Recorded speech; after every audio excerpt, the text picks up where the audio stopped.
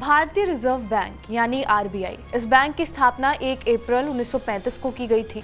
इस साल यानी 2024 में आरबीआई की स्थापना हुए 90 साल हो चुके हैं।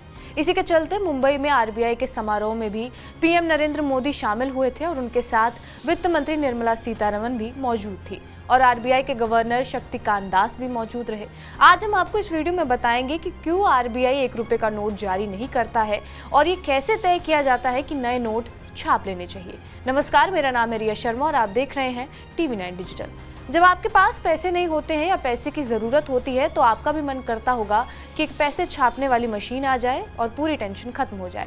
लेकिन ऐसा तो वो लोग भी नहीं कर सकते जिनके पास नोट छापने की मशीन है, यानी खुद रिजर्व बैंक ऑफ इंडिया या भारत सरकार भी ऐसा नहीं कर सकती। उन्हें भी कई नियमों को ध्यान में रखते हुए नोट की छपाई करनी होती है, जिसके बाद ही बाजार में नोट आ पाते हैं।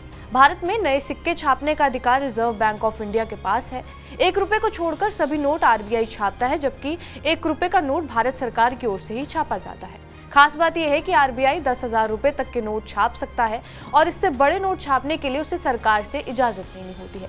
लेकिन ये कैसे पता चल पाता है कि बैंक को कितने नोट छापने हैं? पहले आरबीआई कई मानकों को ध्यान में रखते हुए ये पता करता है कि कितने नोट छापने की जरूरत है और फिर उसके लिए सरकार से स्वीकृति भी ली जाती है। फिर सरकार भी आदेश देने से पहले आरबीआई से इजाजत लेती है और फिर उसके आधार पर अंतिम फैसला लिया जाता है। वैसे आखिरी फैसला सरकार का ही होता है, लेकिन ऐसा नहीं है कि जब भी देश में गरीबी को मिटाना हो तो नए नोट छाप दो।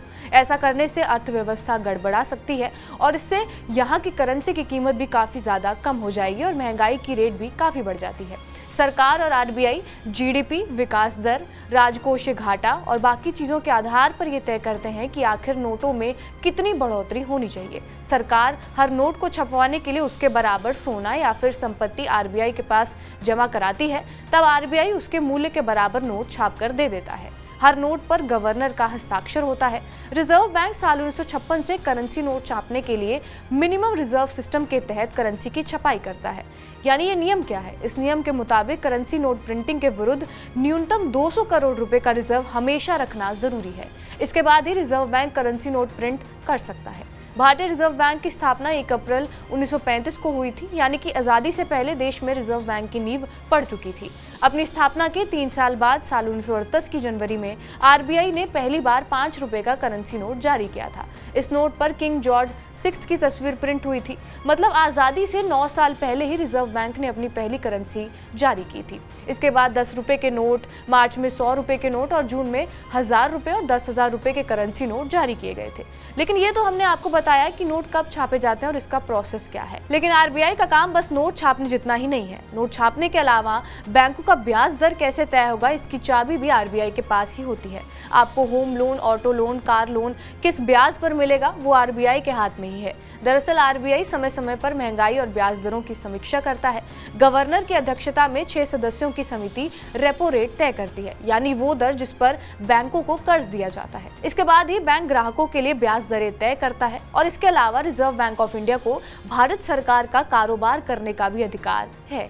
ये केंद्र सरकार और राज्य सरकार दोनों राज्यों के लिए एक बैंकर के तौर पर काम करता है।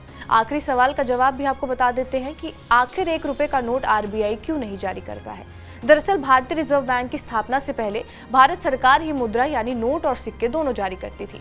लेकिन अगस्त 1940 में द्वितीय विश्व युद्ध के दौरान सरकार ने अपने स्तर से ही 1 रुपए का सिक्का जारी किया था। तब से लेकर आज तक ये रिवाज बरकरार है और इसे आज भी नहीं बदला गया और यही वजह है कि आरबीआई 1 रुपए का नोट नहीं छापता है। बहरहाल आपका इस वीडियो पर क्या कुछ कहना है हमें कमेंट बॉक्स में जरूर बताएं। बाकी देश और दुनिया की तमाम बड़ी खबरों के लिए बने रहे हमारे साथ TV9 डिजिटल पर।